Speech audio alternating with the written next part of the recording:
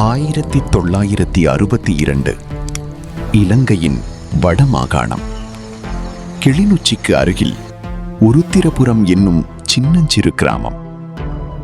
அங்கு நடந்த ஒரு கொலை தமிழ் சட்ட வரலாற்றையே அதிர வைத்தது.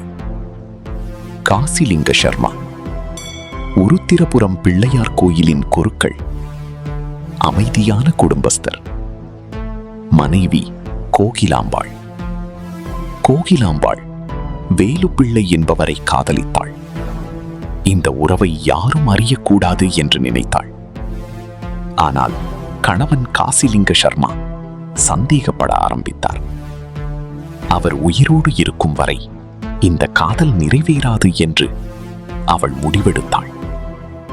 பக்கத்தில் குழந்தைகள், வெளியில் பார்க்கும்போது சாதாரண வாழ்க்கை. ஆனால் உள்ளே ஆழமான ரகசியம் ஒன்று புதைந்திருந்தது. டிசம்பர் 14, 1962 நள்ளிரவு குழந்தைகளிடம் சொன்னாள், அப்பா காரைநகர் போய்விட்டார்.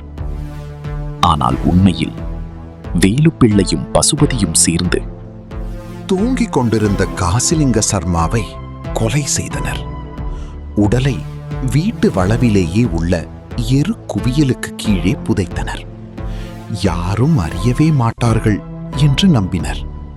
ஆனால் ரகசியங்கள் என்றும் புதைந்திருப்பதில்லை.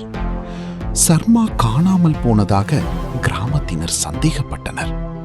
விசாரணை ஆரம்பித்தது. வீட்டு வளவில் தோண்டிய போது புதைந்திருந்த உடல் வெளிவந்தது. அந்த ஒரு கணத்தில் எல்லாமே மாறிவிட்டது. வழக்கு யாழ்ப்பாண உயர் நீதிமன்றத்தில் விசாரிக்கப்பட்டது. வடக்கு தெற்கு என தமிழ் உலகம் முழுவதும் இந்த வழக்கை உற்று பார்த்தது. காதல், பேராசை, வஞ்சகம். கோகிலாம்பாள் வழக்கு இன்றும் நினைவுறுத்துகிறது. குற்றம் எவ்வளவு மறைந்தாலும் நீதி ஒரு நாள் வெளிப்படும். உண்மை ஒரு நாள் வெளியே வரும்.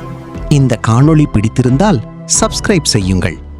பிடித்திருந்தால் லைக் செய்யுங்கள்.